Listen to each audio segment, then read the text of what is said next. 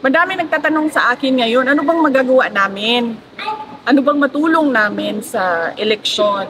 Unang-una, pwede nyo siguro matulong talaga, huwag nyo iboto yung Tingog Party List.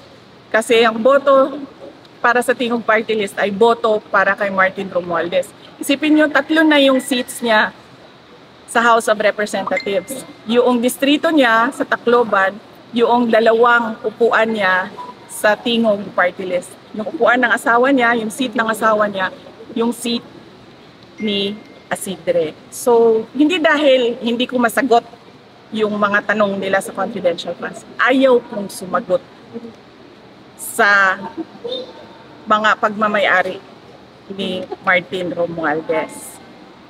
Ang ginawa kasi nila, kasi distrito lang si Martin Romualdez sa Tacloban, 'di ba? So, wala siyang personality na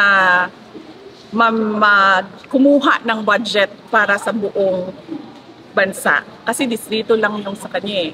So, ang ginawa niya gumawa siya ng party list. Ang party list, pwede yan sa buong bansa. Kahit saan. Doon pumapasok yung pondo, yung pera sa party list niya. Ano ang pwede natin sabihin na mag-substantiate niyan? Tingnan natin yung natanggap na pera sa galing sa mga regional offices papunta doon sa Tingog Party List at magkano yun. So bakit ako sasagot sa tao na unang-una,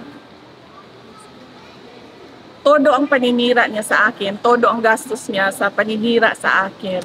Pangalawa, ganyan siya kasakim sa pera at sa power. 3 yung upuan niya, 3 yung seats niya sa House of Representatives.